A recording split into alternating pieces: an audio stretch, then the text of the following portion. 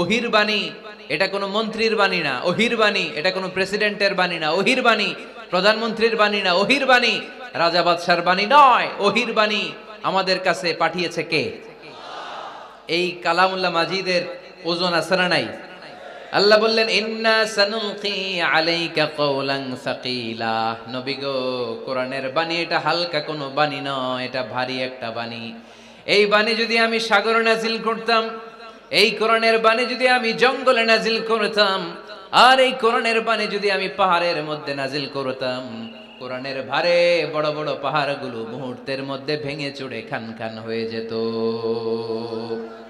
লাউ আনজালনা هذا القرآن على جبل لرأيته خاشعا متصدعا من خشية الله। নবী হে, এই কোরআনকে আপনার উপর নাজিল না করে যদি আমি হিমালয় পাহাড় মাউন্ট এভারেস্টের উপর নাজিল করতাম, আমেরিকার আলাস্কা মাউন্টেন রেঞ্জের উপর নাজিল করতাম, ইউরোপের আল্পস পর্বতমালায় নাজিল করতাম, আমি যদি বড় বড় তুর পাহাড়ের উপর নাজিল করতাম, আপনি দেখতেন কোরআনের ভারে পাহাড়গুলো ভেঙে চুড়ে খান খান হয়ে গিয়েছে। তার মানে কোরআনের ওজন আছে না নাই? কোরআনের বাণী কি পাতলা, হালকা না ভারী? সবাই বলুন হালকা না ভারী? কতটা ভারী?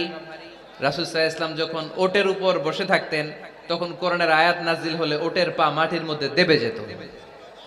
ঘোড়ার উপর যখন বসে থাকতেন, তখন কোরআনের আয়াত নাজিল হলে ঘোড়া মাটিতে বসে যেত।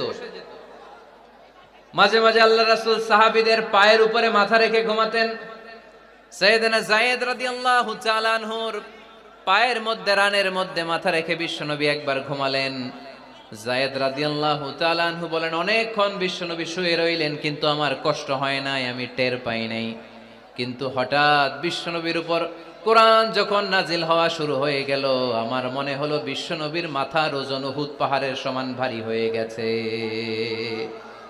এতক্ষণ ধরে বিশ্বনবীর মাথার কোনো ওজন নাই, হঠাৎ যখন কোরআনের আয়াত নাজিল হতে লাগলো, দেখলাম বিশ্বনবীর মাথার ওজন এতটা বেড়ে গিয়েছে, আমার মনে হচ্ছে আমার পায়ের হাড্ডি আর রান ফেটে মুহূর্তের মধ্যে খান খান হয়ে যাবে। তার মানে কোরআনের আয়াত সবসময় রিসিভ করা, ওহি সবসময় নেয়া এবং ওহির বাণী পৌঁছে দেয়া, এটা সাধারণ কোনো কাজ নয়। সব সময় ওহি লাগাতার নাজিল হলে নবীর কষ্ট হয়ে যাবে। এজন্য নবীর কষ্ট দূর করার জন্য সরকারি চাকরি যারা করেন যেমনি ছুটি পান, নবীকে একটু ছুটি আর বিশ্রামে রাখার জন্য আল্লাহ তাআলা ইচ্ছা করেই ওহি নাজিল বন্ধ রেখেছেন। চিল্লায় পড়েন সুবহানাল্লাহ।